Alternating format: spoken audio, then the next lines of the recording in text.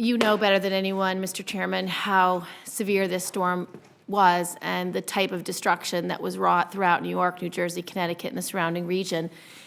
We are still suffering gravely. There are still families who cannot return to their homes. There are businesses that are just in the early stages of figuring out how to rebuild.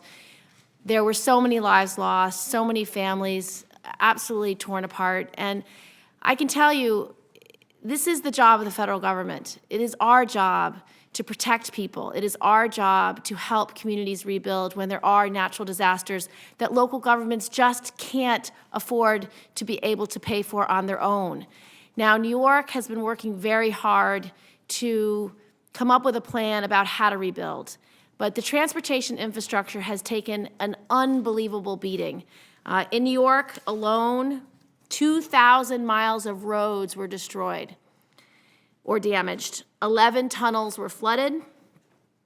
And our city and our state really relies on mass transit. We are the #1 users of mass transit in the country. And with our mass transit system, miles of tracks and tunnels were flooded with corrosive salt water. 12 subway stations were damaged or destroyed, and 500,000 transit riders are still experiencing severe disruptions. Now, you will have the MTA chairman come in, which is fantastic because he can give you the nuts and bolts of the loss, the repairs, where we stand. A lot of the service is up and running now, but there are long-term repairs that must be done. You can see the nature of the storm. It just filled up the subways. When we built these subways 100 years ago, they couldn't have imagined this kind of flooding, this kind of storm. And so the water just rushed in, and that corrosive salt water really did affect the electrical systems and the ability to get these stations back up and running. So it's a massive undertaking, and the initial estimates are that just fixing our mass transit system could cost about $5 billion. So you can see the extent of the kind of damage and how much it really takes to do. This is our rail system. These are the Rockaway tracks. The tracks are just washed out. So if you know anything about the geography of New York State and New York City, we have rail lines coming in and out of New York City, straight up, straight west, straight east, and they are essential for commuters to get to and from work.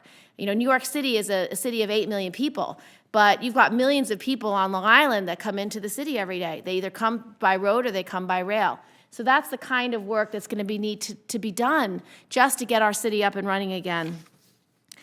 I won't give much more detail. I do rely on the testimony that's been given previously and the testimony that's to come. But I just want to emphasize for our colleagues, the reason why these hearings matter is because the rest of Congress, the rest of the Senate, hasn't necessarily been to New York since the storm. They haven't seen the devastation in these communities. They haven't seen the destruction that was caused to so many families and so many businesses.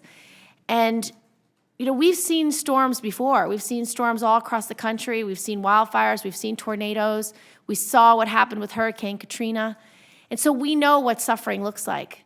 And I can tell you, New York has never suffered on this level because of a natural disaster, ever.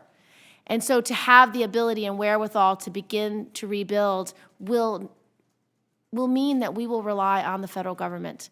So I want to thank you for holding this hearing, and I want to thank you for giving us the opportunity to tell these stories and to show you what really happened in New York. Thank you.